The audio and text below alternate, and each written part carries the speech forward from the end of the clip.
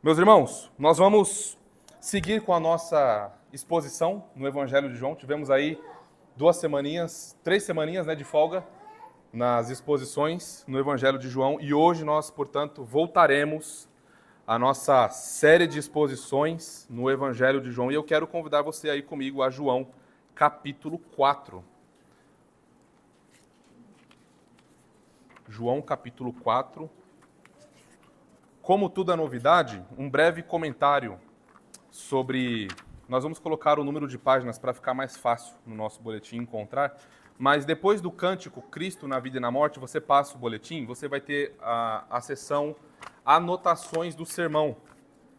Aqui, você vê iniciando com afirmação teológica, que é o coração resumido do sermão que será exposto, e a divisão da passagem. Isso aqui é para ajudar vocês a anotarem, a revisitarem esse texto bíblico no culto familiar, na sua devoção doméstica.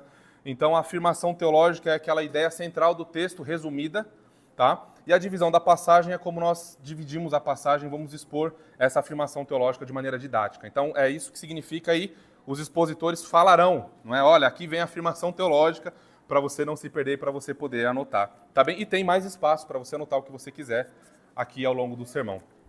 Tá bem? Bom, dito isso, meus irmãos, vamos a João, capítulo 4. Texto muito conhecido, nós acabamos de sair de uma longa série de exposições de Jesus instruindo e pregando o Evangelho a Nicodemos, e agora nós entramos em uma outra grande sessão, não é? Do Salvador do mundo, o Cordeiro de Deus, se manifestando ao mundo, e agora nós veremos o que o Senhor Jesus Cristo fez em Samaria. Tá? Vamos à leitura do texto. Nós leremos os versos do 1 a 18. É bom dizer que os versos do 1 ao 42 formam um grande bloco. Tá? Então, assim como nós podemos resumir o capítulo 3 da seguinte maneira: a obra do Senhor Jesus na Judéia, agora nós podemos resumir da seguinte maneira: a obra do Senhor Jesus em Samaria. Então, essa sessão ela é muito grande, é uma porção enorme, e eu estava até lutando com o André, ao longo da semana nos estudos, falando: André, eu estou lutando para saber se eu exponho toda essa parte, que são 3 partes do verso 1 ao 42, ou se a gente faz realmente uma pausa nos versículos 18, 19 e 31. Né? Se eu fosse expor todas as 3 partes, a gente teria que ficar aqui pelo menos até umas 6 horas da tarde, sem parar, porque é muito conteúdo, é muito rico esse texto. Então nós optamos em fazer o seguinte: as 3 partes são dos versos 1 a 18, que nós vamos expor agora, a segunda parte dos versos 19 a 30 e a terceira parte dos versos 31 a 42. Tá? Assim é como o capítulo 4 está organizado nesse grande diálogo do Senhor Jesus com a mulher samaritana. Então vamos entrar nessa nossa primeira parte, que é o texto que nós vamos expor hoje, que vai do verso 1 até o verso 18. João 4, do 1 ao 18. Diz assim a Escritura: Quando, pois, o Senhor veio a saber que os fariseus tinham ouvido dizer que ele, Jesus, fazia e batizava mais discípulos que João, se bem que Jesus mesmo não batizava, e sim os seus discípulos, deixou a Judéia, retirando-se outra vez para a Galiléia. E era-lhe necessário atravessar a província de Samaria. Chegou, pois, a uma cidade samaritana chamada Sicar, perto das terras que Jacó dera a seu filho José. Estava ali a fonte de Jacó. Cansado da viagem, assentara-se Jesus junto à fonte, por volta da hora sexta. Nisto veio uma mulher samaritana tirar água. Disse-lhe Jesus: dá-me de beber, pois os seus discípulos tinham ido à cidade para comprar alimentos. Então lhe disse a mulher samaritana: como, sendo tu judeu, pedes de beber a mim, que sou mulher samaritana? Porque os judeus não se dão com os samaritanos. Replicou-lhe Jesus: se conheceras o dom de Deus, e quem é o que te pede, dá-me de beber, Tu lhe pedirias, e ele te daria água viva. Respondeu-lhe ela: Senhor, tu não tens como atirar, e o poço é fundo. Onde, pois, tens a água viva? És tu, porventura, maior do que Jacó, nosso pai, que nos deu o poço, do qual ele mesmo bebeu, e, bem assim, seus filhos e seu gado? Afirmou-lhe Jesus: Quem beber desta água tornará a ter sede. Aquele, porém, que beber da água que eu lhe der, nunca mais terá sede.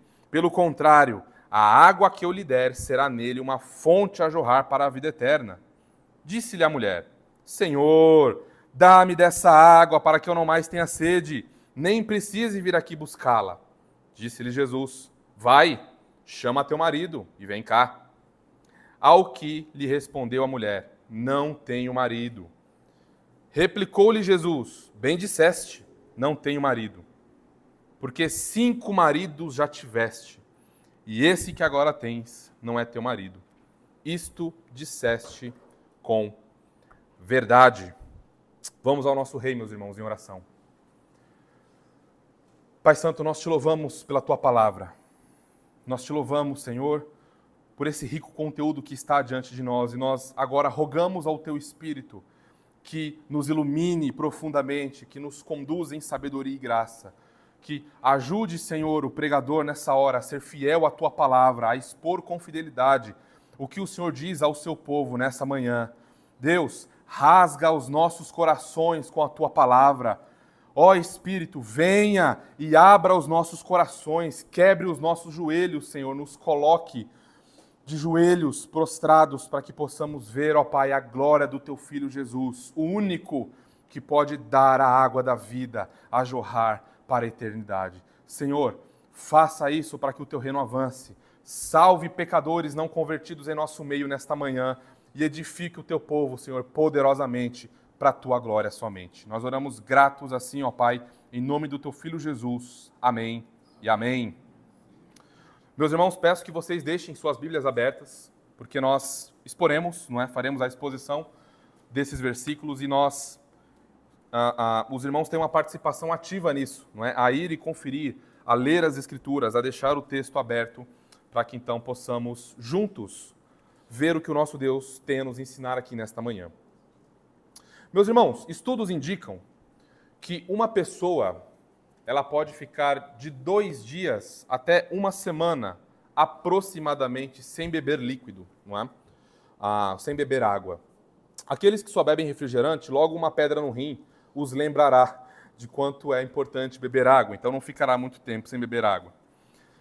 Passando esse período sem se hidratar, com certeza a saúde dessa pessoa ficará profundamente comprometida e ela pode até falecer.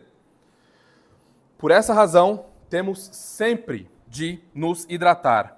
Mas, por mais que o façamos, nós sempre voltaremos a ter sede novamente. Você deve ter bebido um pouco de água, um pouco de suco, ou até um pouco de refrigerante ali no café, porque você estava com sede, ou porque você desejava aquilo. Mas daqui a pouco a Ju já pegou a garrafinha de água para tomar seu golinho de água, não é? Porque nós novamente precisaremos nos hidratar e voltaremos a sentir sede. Porém, existe uma água de uma natureza diferente. Existe uma água viva. Existe uma água que é capaz de matar totalmente a nossa sede espiritual. Ao beber dessa água, nossa alma não sentirá mais nenhuma necessidade de qualquer outro recurso para ser saciada. A nossa alma, ela tem sede. Nossa alma está profundamente sedenta. E a maneira como vivemos demonstra como nós temos buscado saciar a sede da nossa alma. Vivemos inquieto, buscando prazer atrás de prazer nesse mundo, porque não experimentamos a água viva. Isso significa que estamos perdidos em nossos pecados e não sabemos qual é a nossa real condição diante de Deus. A marca de alguém que não bebeu da água da vida é a marca de alguém que busca incessantemente por prazeres terrenos e nunca está satisfeito e nunca estará satisfeito.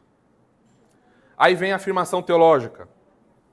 Jesus Cristo é o único capaz de nos dar água viva, aquela única água capaz de saciar nossa sede espiritual por toda a eternidade. Jesus Cristo é o doador da água viva, e no texto que lemos, aprendemos como o Senhor Jesus oferece, portanto, essa água. E aí vem a divisão do nosso sermão. O título, portanto, é Jesus, o doador da água viva.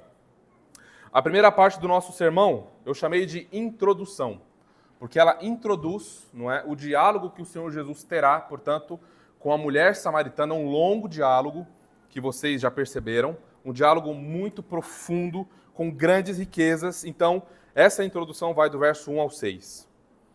A segunda parte do nosso sermão, como Jesus é o doador da água viva, a segunda parte nos mostra como Jesus doa essa água sem preconceitos. Tá? Vai dos versos 7 ao 14.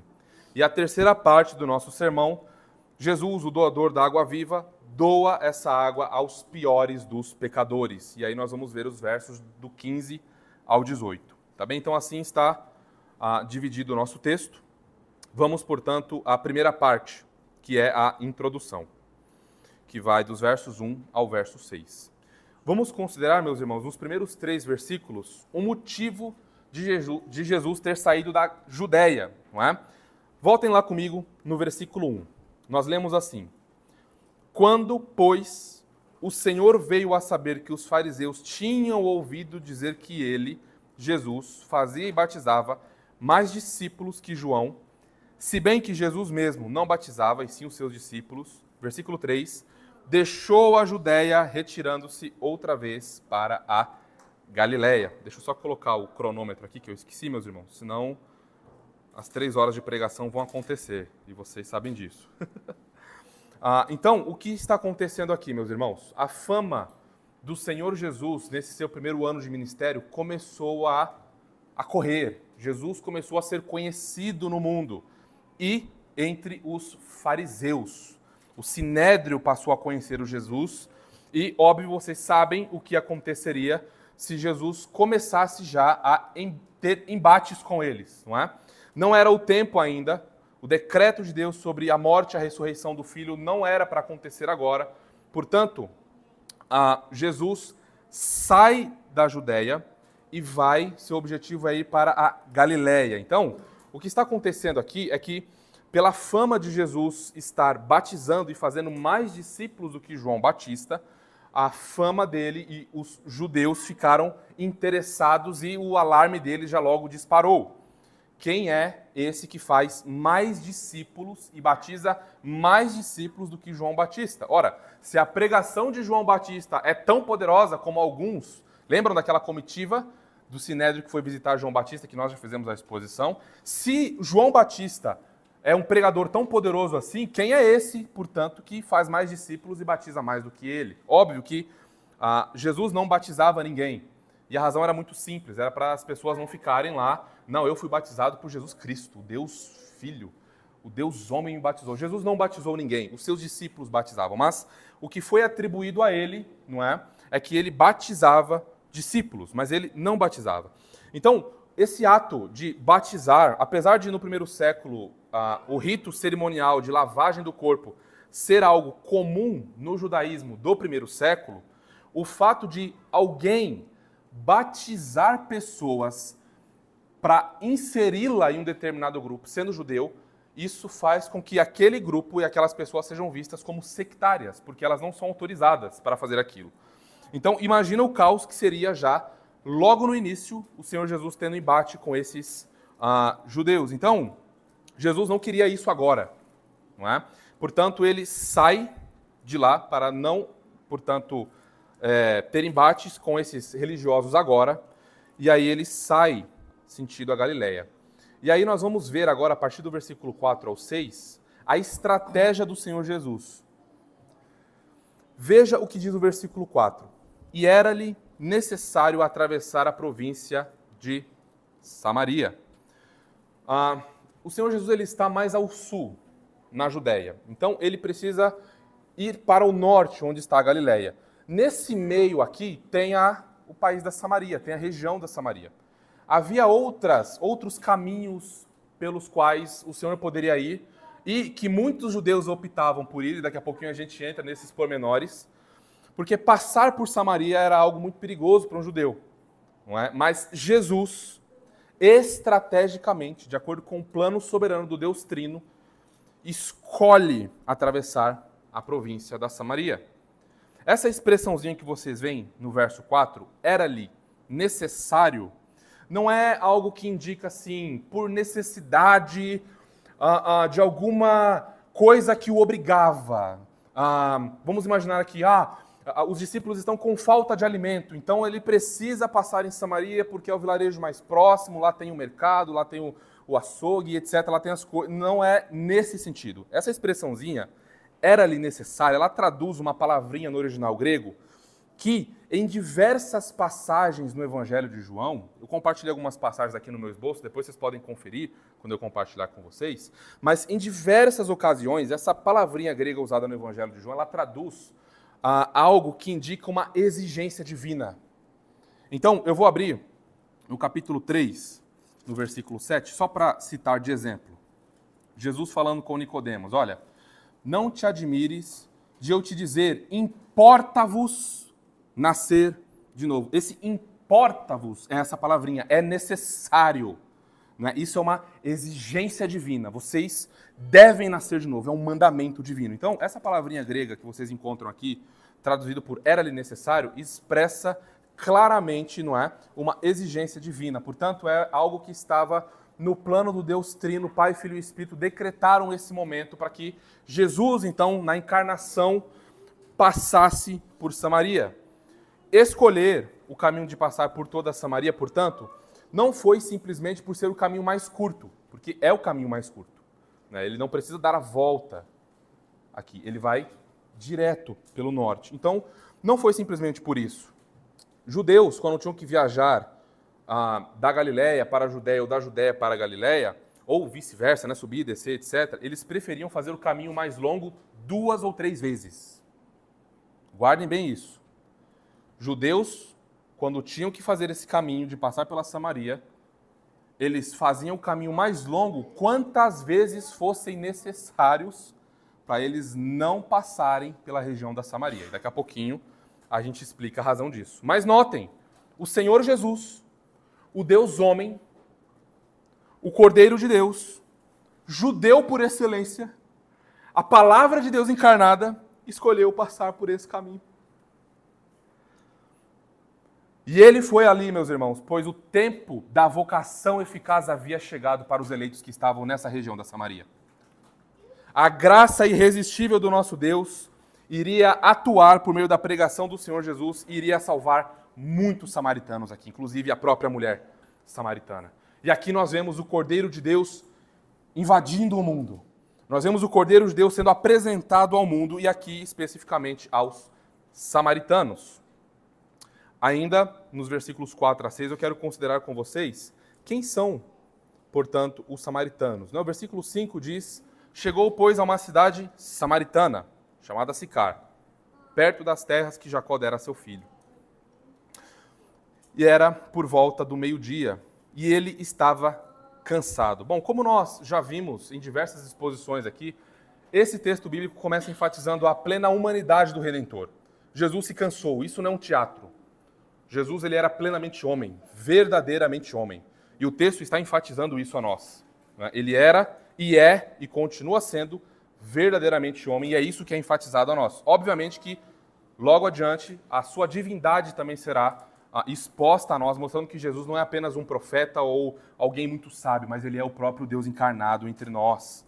Então, o texto diz que Jesus se cansou, e aí nós precisamos entender muito bem o pano de fundo desse diálogo. Se nós perdermos isso de vista, nós vamos não entender o que está acontecendo aqui. Então, guardem bem isso. Quem são os samaritanos? Porque o que os judeus, portanto, escolhiam fazer esse caminho, tinham essa opção e não passar pela Samaria. O que é que acontece, não é? Os samaritanos são judeus mestiços. Eles não são, como falam, puro sangue, né? Eles são judeus, mas são mestiços. Eles têm ascendência meia judaica, meia gentia. Então eles são um povo miscigenado, eles são uma mistura. Eles têm a sua própria versão do Pentateuco, não é? Eles têm até hoje o Pentateuco samaritano. Nós temos algumas divergências do Pentateuco samaritano para o nosso Pentateuco, não é? Eles rejeitam todo o restante do Antigo Testamento. Apesar disso, eles adoravam ao Deus de Israel e tinham o seu templo no Monte Gerizim. Então, o templo dos samaritanos, que competia com o templo de Israel, né, era onde eles se reuniam, era onde eles adoravam o Senhor. Então, há até hoje samaritanos muito ortodoxos, não é? Que obedecem a lei moral e os 5 livros da Escritura. Os samaritanos, eles eram desprezados e hostilizados tanto por judeus quanto por não-judeus, justamente por eles serem aqueles judeus que se venderam durante o período do exílio babilônico. Vocês vão se recordar que em 722 a.C., o reino do norte, cuja capital era Samaria, ele foi tomado pela Assíria, não é? E então o rei da Assíria tomou Samaria e levou povos pagãos a habitarem naquela região. E aí, obviamente, os samaritanos nascem daí, não é? Na Samaria, mas aquela capital que era do Reino do Norte agora passa a estar contaminada e corrompida por um povo que foi infiel a Deus e se contaminou com mulheres e com homens que não eram da nação de Israel. Então aqui é onde começa, portanto, a inimizade ou a hostilidade dos judeus para com os samaritanos, que são judeus também, mas são mestiços, é uma raça misturada. A inimizade deles ficou ainda mais aguda quando, no retorno do exílio babilônico, lembrem, 722 o Reino do Norte cai com a Síria, e 586 o Reino do Sul, Judá, cai nas mãos da Babilônia. No retorno, quando eles estão voltando para reconstruir Jerusalém, o templo e etc., os samaritanos vão aos judeus e pedem para eles participarem da reforma que estava acontecendo na cidade. Qual foi a resposta? Vocês não vão participar. Vocês não devem participar. Então, imaginem só o tamanho da inimizade e como isso ficou ainda mais profundo entre os dois povos, não é? Entre os próprios judeus e os judeus mestiços, os samaritanos. E aí, então, por diversas vezes ocorriam embates, guerras civis sangrentas entre os dois grupos, de tal forma que o império vigente no período precisou intervir para acabar com a guerra entre eles. Tal era a inimizade. Agora eu acho que está ficando um pouco mais claro para você, porque o judeu ele prefere passar 10 vezes pelo caminho mais longo, pegar 50 Uber se for necessário, mas ele não passa pela Samaria de jeito nenhum. Mas calma, que isso ainda fica pior. Não é só isso. Há leis foram escritas e redigidas para que os judeus e os samaritanos não tivessem contato. Daqui a pouquinho a gente entra nesses pontos. Então, esse é o contexto. Nós temos um judeu conversando em público, a sós, com uma mulher samaritana. E diga-se de passagem, as mulheres samaritanas eram consideradas pelos judeus impuras desde o ventre. Se a coisa já era ruim para os samaritanos, homens de maneira geral, para as mulheres fica pior ainda. Desde o ventre, elas já eram impuras. Portanto, nenhum tipo de contato, nenhum tipo de troca de olhares, absolutamente nenhum favor um samaritano deve receber de você se for judeu. Então agora nós vamos entrar na nossa segunda parte. Essa foi apenas uma introdução, um pano de fundo para a segunda parte e a terceira parte do nosso sermão. Então, o título, lembrem, é Jesus, o doador da água viva. E aqui nós estamos vendo agora como ele doa essa água viva. Ele doa sem preconceitos. Vamos considerar os versículos do 7 ao 14. Vamos considerar especificamente agora do 6 ao 9 nessa parte. Vamos lá comigo ao texto. Vamos ver como Jesus então trata os desprezados e os marginalizados, como é o caso dessa mulher samaritana. Diz assim a Escritura: estava ali a fonte de Jacó. Cansado da viagem, assentara-se Jesus junto à fonte, por volta da hora sexta. Aqui a hora sexta é o meio-dia, tá? Nisto veio uma mulher samaritana tirar água. Disse-lhe Jesus, dá-me de beber, pois os seus discípulos tinham ido comprar comida, ido à cidade para comprar alimentos.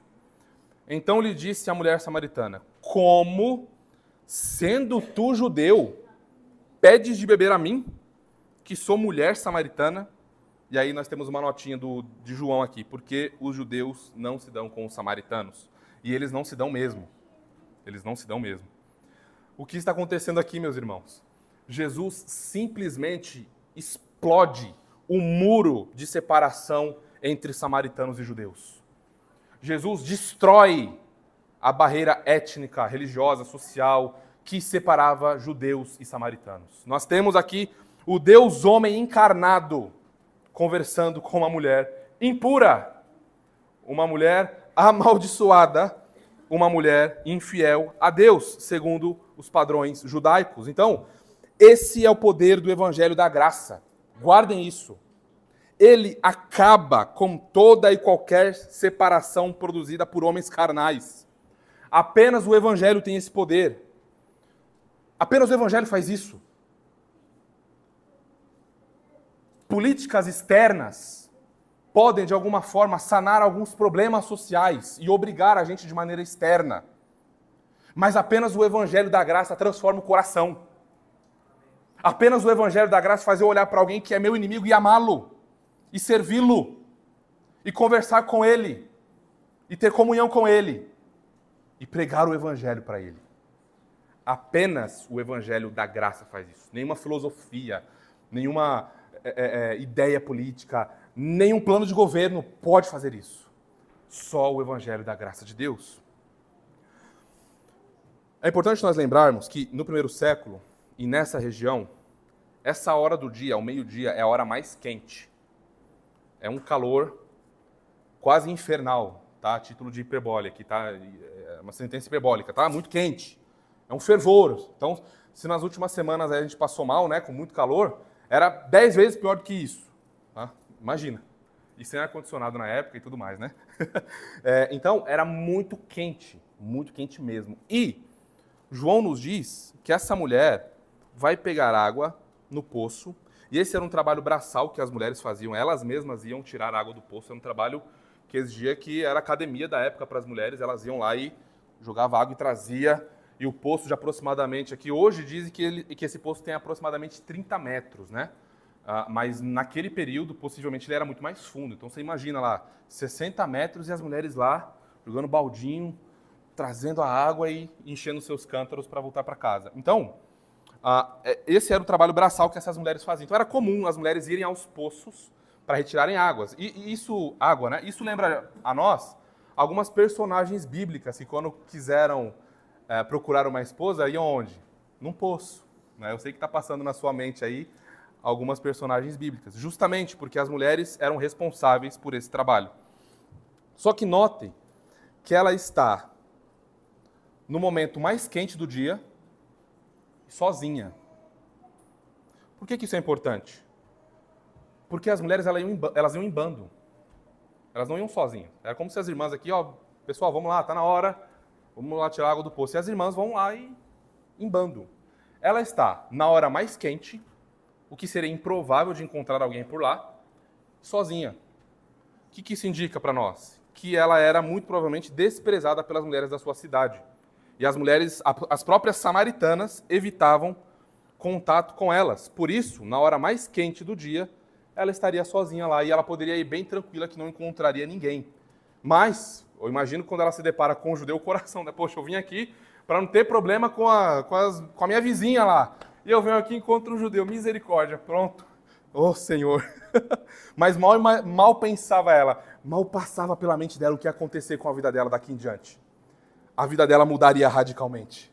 Esse encontro marca a vida dessa mulher e marca as nossas vidas de uma maneira singular. Então, notem que ela é desprezada e há uma razão para isso. A gente vai ver no finzinho do texto, na última parte, que ela não foi muito feliz em seus relacionamentos. Ela teve 5 maridos e o que ela tinha agora não era o marido dela. Então, ela era uma adúltera.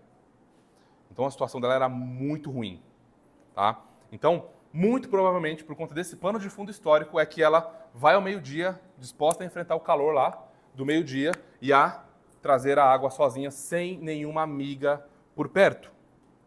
Então nós podemos presumir isso por conta do contexto. Então, vejam um contraste aqui. Em João capítulo 3, nós vimos Jesus conversando com quem? Nicodemos, alta cúpula, membro do Sinédrio, judeu ortodoxo, não é? Que foi chamado das trevas para a luz, foi convertido pelo Senhor.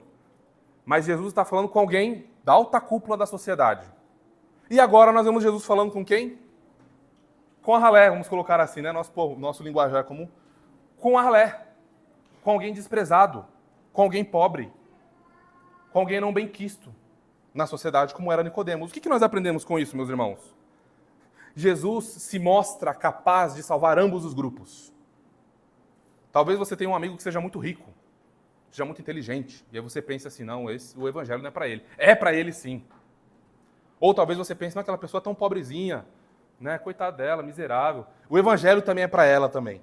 Ou talvez você tenha um amigo que seja mediano, muito duro. O evangelho é para ele também. O evangelho é para todos, meus irmãos. O evangelho não faz acepção de pessoas, é o que Jesus está nos mostrando aqui. Ele não faz acepção de pessoas. É o mais rico, é o mais pobre. Jesus está ali para confrontar todos e chamá-los ao arrependimento.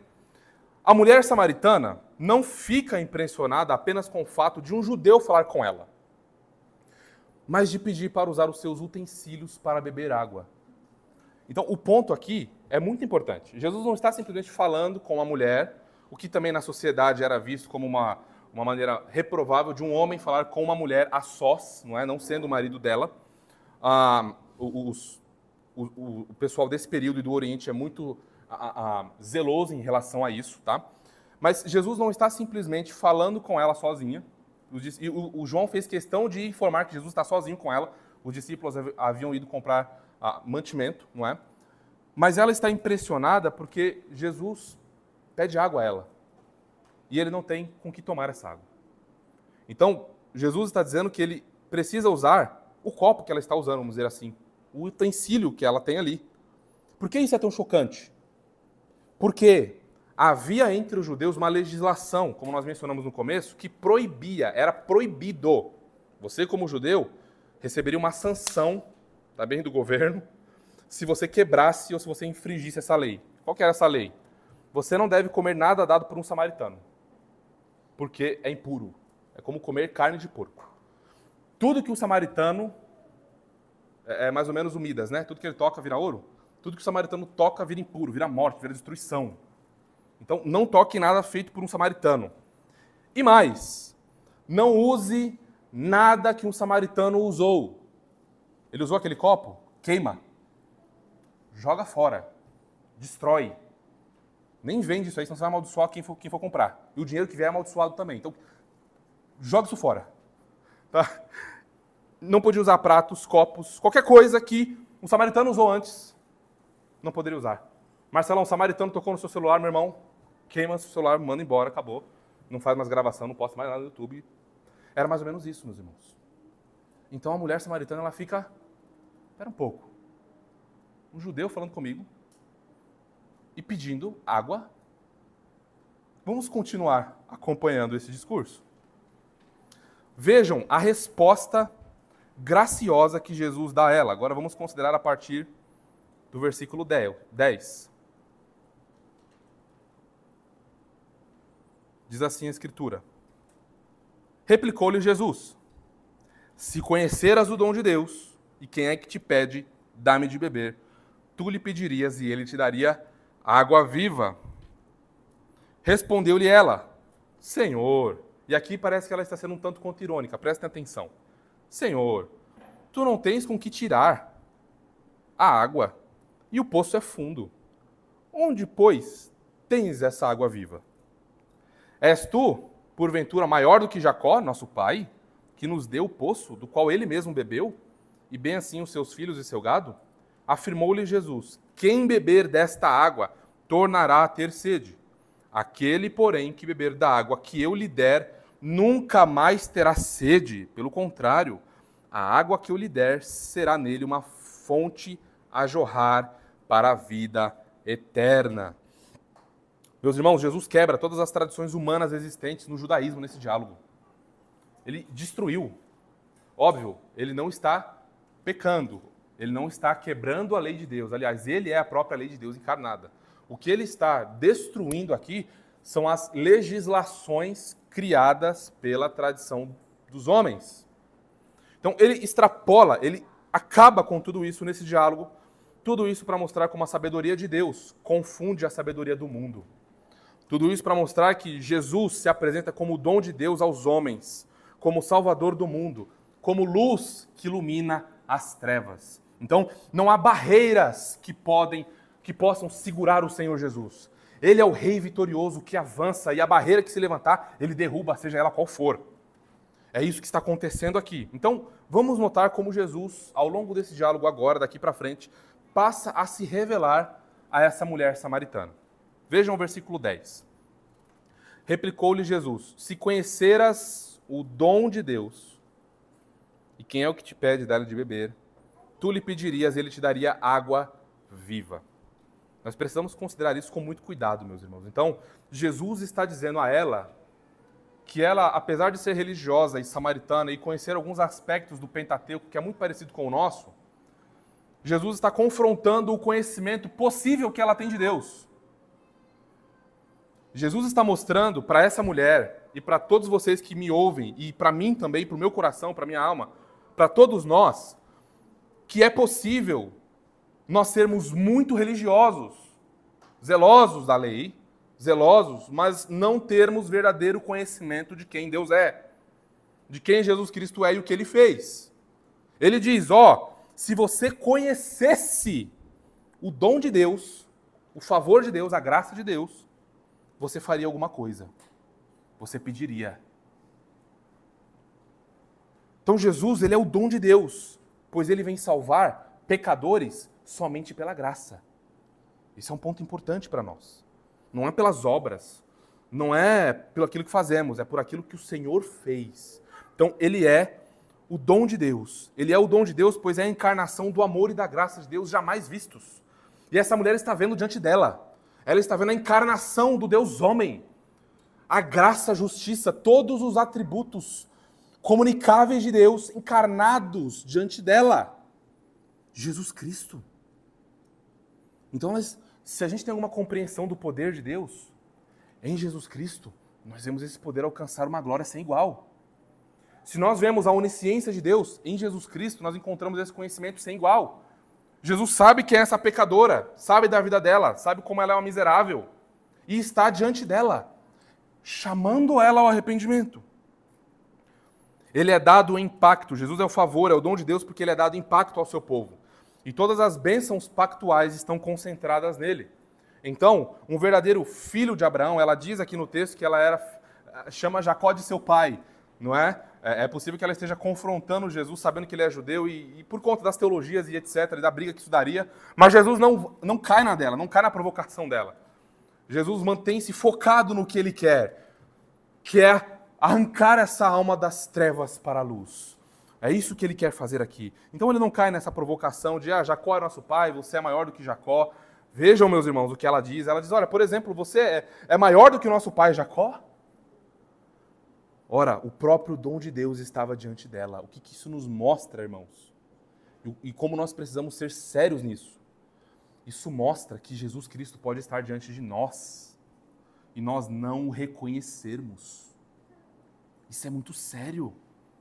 Nós podemos estar domingo após domingo, estudo após estudo, achando que conhecemos o Senhor enquanto nós estamos cegos. E é o que está acontecendo com ela. Os homens não buscam o Senhor, pois são ignorantes, como era a mulher samaritana. Os homens não conhecem a doce pessoa do Redentor, não conhecem seus ofícios, nem a sua paz, nem a sua justiça, nem a sua salvação. Ainda que, de alguma forma, intelectualmente, eles possam dizer alguma coisa sobre o Senhor. Por exemplo, o Natal acabou de passar. Imagino que você deva ter se reunido com a sua família e o Evangelho deva ter sido mencionado na reunião de vocês. Talvez algum parente que você sabe que não está nem aí para o Evangelho, de repente ele se mostrou alguém muito piedoso ali naquele momento, mas depois você viu que então ele não era nada, não significou nada para ele. Então, intelectualmente, as pessoas podem ter algum nível de grau do que o Senhor Jesus Cristo é e o que ele fez, mas sem, contudo, ter os seus olhos da fé abertos para contemplá-lo. Nunca o conheceram espiritualmente e experimentalmente. Nunca provaram o dom de Deus. Jesus não pode ser aplicado se ele não for conhecido. Guarda isso. João diz em sua primeira carta que os mandamentos de Deus não são penosos. Porque ele, João, o autor do Evangelho, conheceu o Senhor, experimentou o Senhor, não só viu, não só apalpou o dom de Deus, mas a sua alma foi completamente batizada nesse amor e nessa graça. Por isso que os mandamentos de Deus não são penosos, para aqueles que conhecem a Deus e amam a Deus. Mas agora, para aqueles que não conhecem a Deus, tudo é muito pesado, tudo é muito difícil. O dia do Senhor, poxa, é um dia das coisas que eu não posso fazer. A pessoa não se alegra no culto, não se alegra em estar com a família diante do rei, não se alegra em se deleitar nas escrituras, não se alegra em orar, não se alegra em nada na vida espiritual. É tudo muito difícil, tudo tem que ser obrigado, é responsabilidade, é um peso, é um fardo. Meus irmãos, o que é isso? É uma alma que não experimentou o dom de Deus.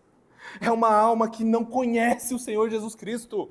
Apesar de estar, nós como reformados, celebrando os 5 pontos da reforma, celebrando o Dort como nunca, celebrando a nossa confissão de fé batista de 1089, celebrando o nosso catecismo ortodoxo que acabamos de ler, nosso único conforto na vida e na morte, como nós acabamos de confessar. Mas tudo isso pode ser mero formalismo religioso. E era justamente aqui o que o Senhor Jesus estava confrontando na Samaritana. Então, não se engane. Resumindo tudo aqui, não se engane. Se você não conhece a Jesus Cristo de maneira salvífica, você não o buscará. Você não o desejará.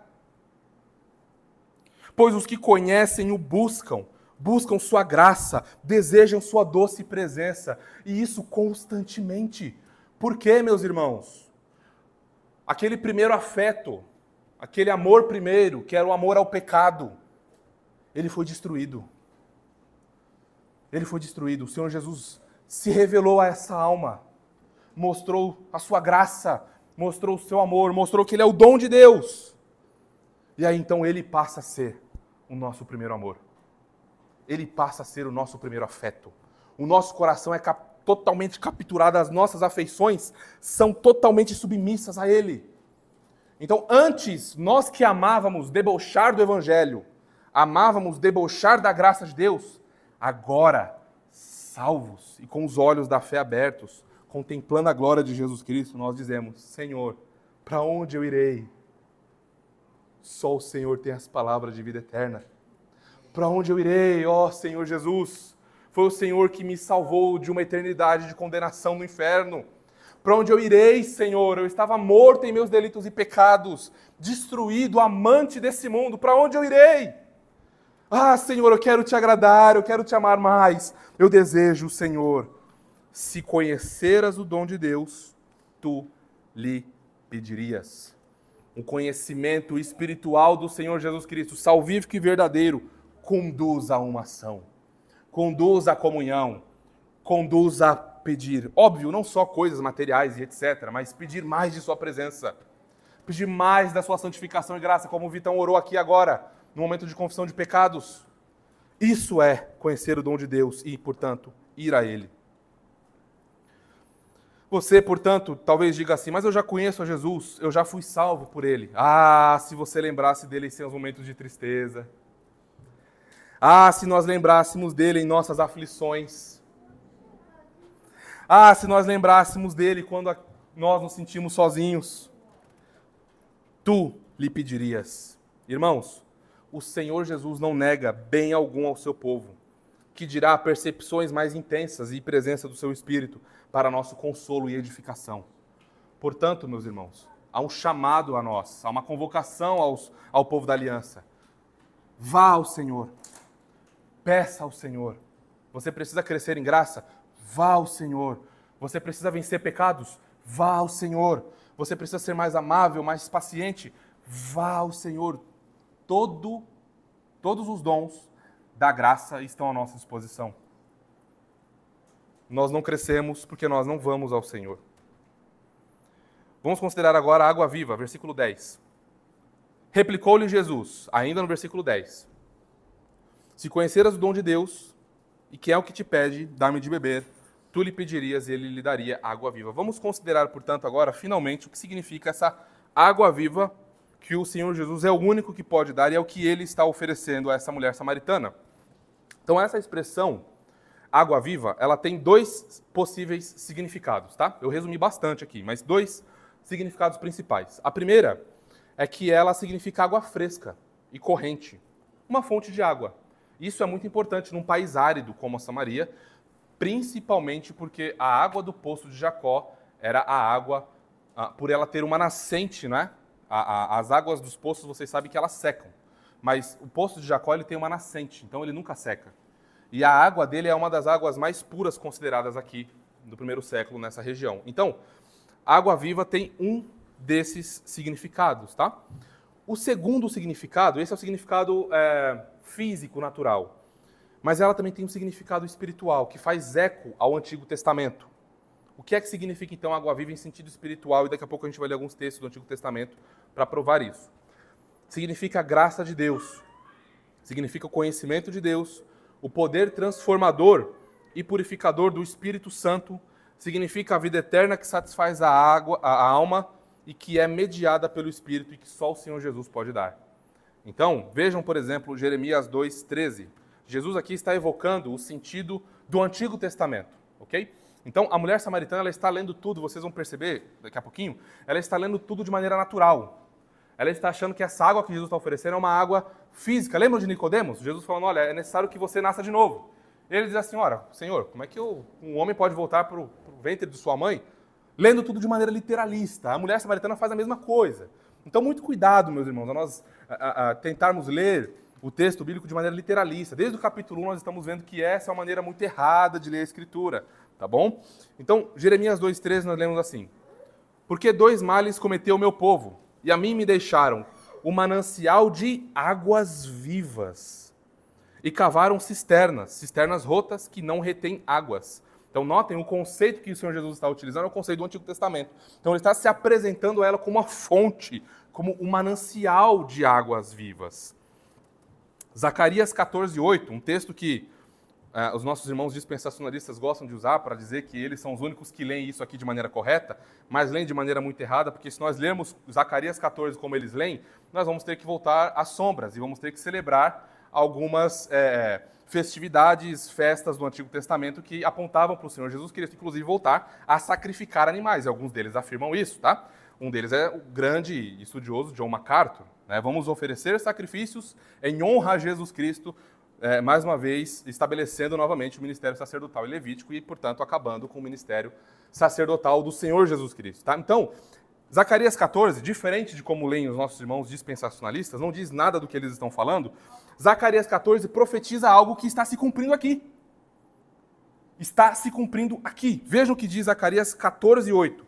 Naquele dia também sucederá que correrão de Jerusalém águas vivas, metade delas para o mar oriental e a outra metade até o mar ocidental. No verão e no inverno sucederá isto. E agora, vejam a declaração poderosa do Senhor Jesus em João 7, do 37 ao 38. Um pouco mais adiante, ele dizendo assim, no último dia, o grande dia da festa, Jesus se levantou e disse em voz alta, se alguém tem sede, venha a mim e beba. Notem ele sendo esse manancial de águas vivas. Quem crer em mim, como diz a Escritura, do seu interior fluirão rios de água viva. Neste capítulo de João, meus irmãos, Jesus faz referência à vida eterna que só Ele pode dar. Então, quando Jesus diz assim, você lhe pediria água viva, Jesus está dizendo assim, você pediria a vida eterna. Você pediria a vida eterna se você soubesse com quem você está falando.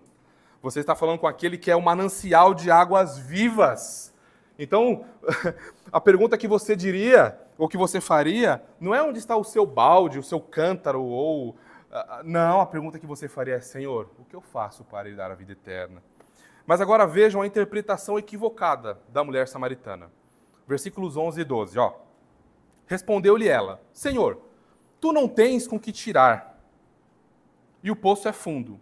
Onde, pois, tens água viva? Notem que ela está lendo tudo de maneira natural. Ora, eu quero essa água nascente, eu quero essa água pura, essa água maravilhosa que o Senhor está oferecendo. Mas o Senhor não tem nenhum balde, não tem nada. Como é que o Senhor vai? Cadê essa água aí? Né? Ela está sendo irônica.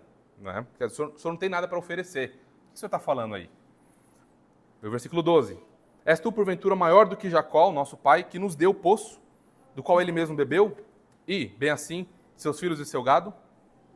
Então ela está dizendo, olha, não é por nada não, eu sei que o senhor é judeu e etc, mas o senhor, porventura, é maior que o nosso pai Jacó? Quer dizer, a água que ele está nos oferecendo é a melhor água do mundo. Vamos colocar assim, tá? Vou exagerar aqui um pouquinho. E você está me dizendo que tem uma água melhor? O senhor está me dizendo que tem uma... Cadê essa água? Estou olhando para o senhor aqui, não estou vendo nada. Estou vendo nenhum copinho d'água aí. Aliás, o senhor quer usar o meu copo para beber água, né? E ela está interpretando tudo de maneira literalista, de maneira física, de maneira carnal, né? Assim como Nicodemos, como nós mencionamos, está interpretando tudo de maneira terrena, não é? E aí ela chega a perguntar para o Senhor Jesus se ele é maior do que Jacó. Diante dela está o Deus de Jacó. Diante dela está o grande Senhor soberano, o grande e eterno eu sou. Aquele que chamou Abraão de Ur dos Caldeus, aquele que fez o pacto com ele, fez um pacto com Moisés, fez um pacto com Davi. Diante dela está o Senhor da vida. E ela não está conseguindo ver a sua glória. Ela não vê como o Senhor Jesus é muito maior e muito mais glorioso do que Jacó. Ela simplesmente reduz a pessoa do Senhor Jesus a um mero patriarca. Aliás, a menos que um patriarca. Porventura o Senhor é maior que Jacó? Seus olhos estão fechados, meus irmãos. Os olhos da mulher samaritana estão fechados. Ela não está enxergando, ela não está vendo o que está diante dos seus olhos. E não é assim com muitos de nós? Ó irmãos, sondemos as nossas almas para que não sejamos estes, cujos olhos estão fechados para o Rei da Glória. Cuidemos para que não sejamos aqueles que estão constantemente, como mencionei, ouvindo o Evangelho da Graça, mas sem experimentá-lo. O que está acontecendo aqui é que a mulher samaritana, ela não está reconhecendo a sua condição miserável. O pecado em seu coração está resistindo. Ela não está vendo a sua necessidade da água viva. Ela não está vendo a necessidade de arrependimento. É isso que está acontecendo com ela. E aí o Senhor Jesus vem e traz a correção. Afirmou-lhes Jesus, quem beber desta água tornará a ter sede. Então olha, Jesus agora está sendo específico. Jesus, com muita calma, muita paciência e muita sabedoria, está conduzindo o diálogo e afunilando o discurso, colocando a mulher samaritana na parede, de tal forma que chegará um momento em que ela não poderá mais correr. A coisa ficará clara. Vamos dar um desconto para ela e imaginar que ela não esteja entendendo, que ela esteja pensando realmente que, não, ele está falando da nascente de águas, de uma água melhor. Vamos imaginar que ela não esteja entendendo que o Senhor Jesus está falando de maneira espiritual com ela, tá? Vamos imaginar assim. Mas chega um momento em que não há para onde ela correr. E a gente já vai caminhar para esse momento. Então Jesus agora faz uma correção a ela. E vejam o diálogo se afunilando. Ó, se você beber dessa água, você vai tornar a ter sede.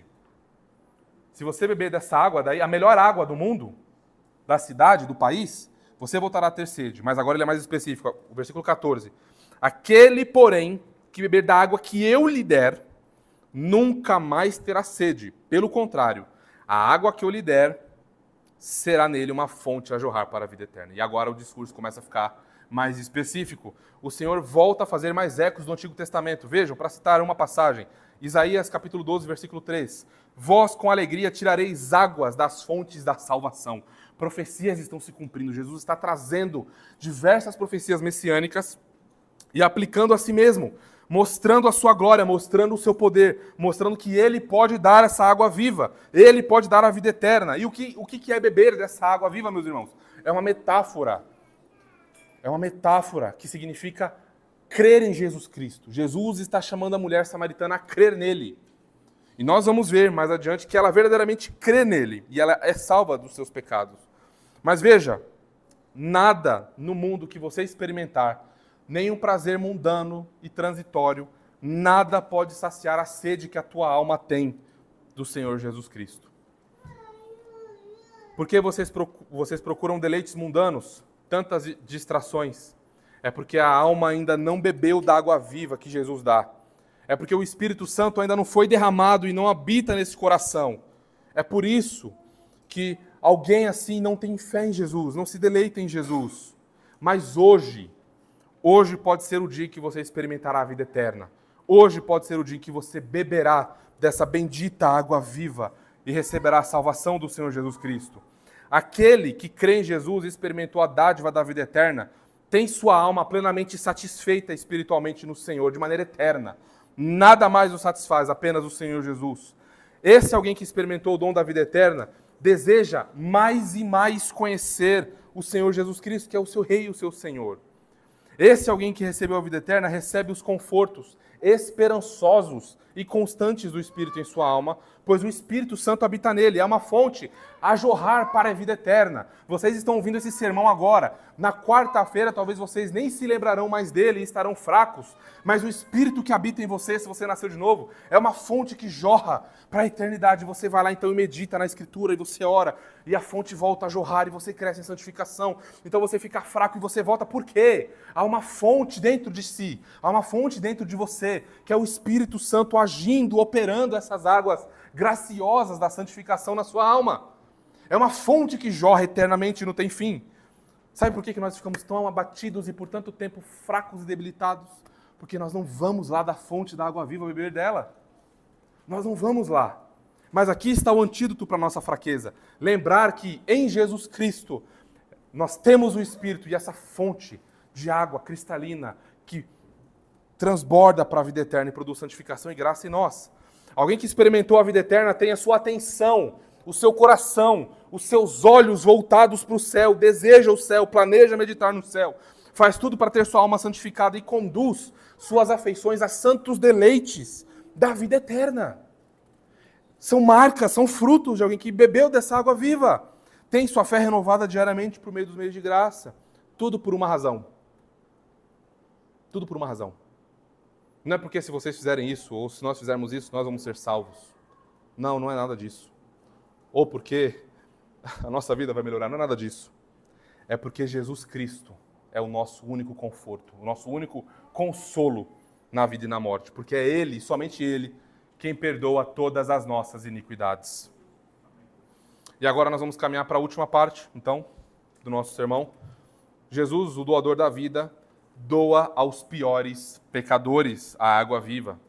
Versos 15 a 18. Nós vemos a mulher samaritana, aparentemente ela entende o que Jesus disse no versículo 15. Vejam comigo. Senhor, dá-me dessa água para que eu não mais tenha sede, nem precise vir aqui buscá-la. Olha só, parece que ela entendeu. Ela quer a água viva, para não mais vir aqui buscá-la. Não. Ela está a entender ainda de maneira carnal. Meus irmãos, sabe quando que nós nos parecemos com a mulher samaritana aqui? É quando nós damos bons conselhos às pessoas. Nós damos ótimos conselhos às pessoas, mas não damos a elas o evangelho. A mulher, ela quer a água, para que acabe com a vida dela, com a sede da alma dela, para ela não ter mais o trabalho de ir lá ao meio-dia, aquele esforço, aquela luta, capaz de encontrar uma samaritana no caminho e falar, sua adúltera, desgraçada, miserável. Ela não quer mais isso, ela quer essa água e ela quer conforto. Ela quer o evangelho para conforto. A mulher samaritana quer o Senhor Jesus para o seu conforto. Aqui está a raiz da teologia da prosperidade. Aqui está a raiz da teologia coaching. Aqui está a raiz das teologias, das seitas, etc.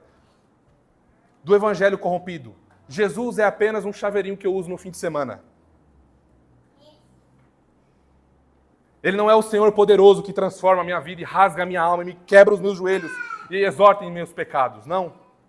Ele é alguém que me traz um sentimento bom. Eu gosto quando eu estou na igreja. Eu gosto quando eu canto, eu sinto uma coisa boa. Eu vou na igreja porque eu me sinto bem. Ah, não, hoje olha, semana passada eu estava cansado, mas essa semana eu vou me sentir bem na igreja. Eu vou ouvir uma boa palavra. Sabe aquilo que o André falou na EBD? Aquele evangelho consumista? É a mulher samaritana. Então, deixa eu fazer uma pergunta para vocês. o que adianta você ter um bom casamento, um bom emprego, uma boa conta bancária e você ir para o inferno?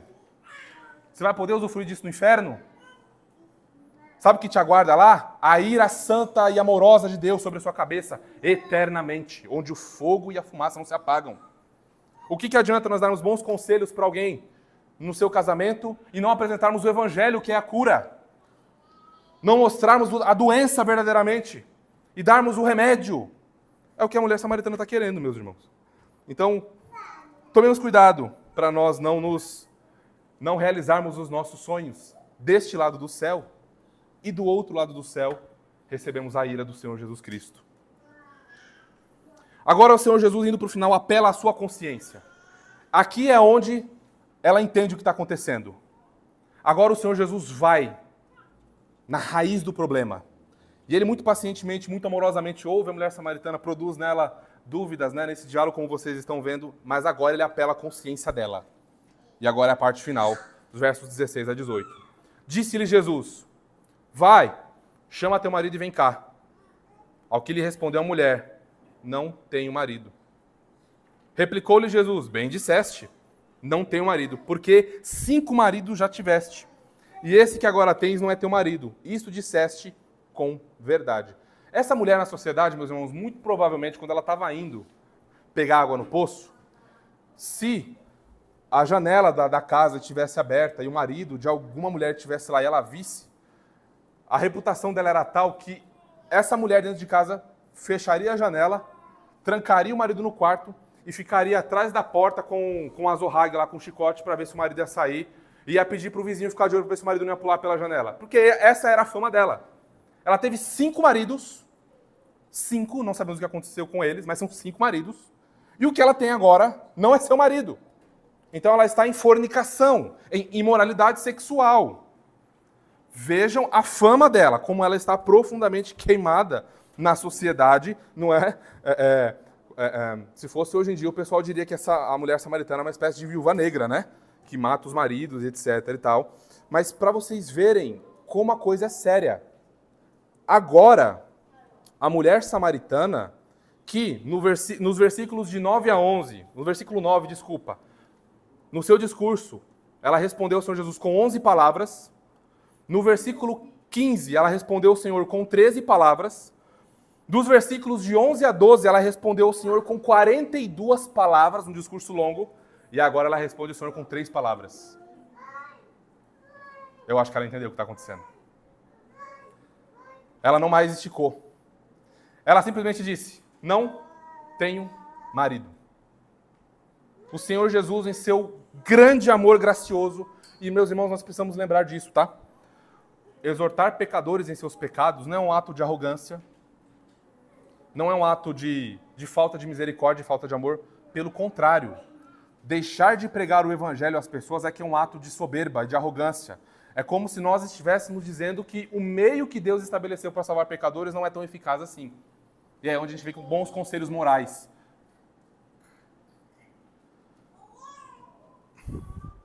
Jesus vai e exorta em seu pecado. Você é imoral. Você precisa se arrepender, você precisa confessar o seu pecado. E aqui então Jesus responde a ela, se ele é maior do que Jacó. Está aqui, o grande eu sou. E mais adiante ele vai dizer que ele é o Messias, que os samaritanos também aguardavam.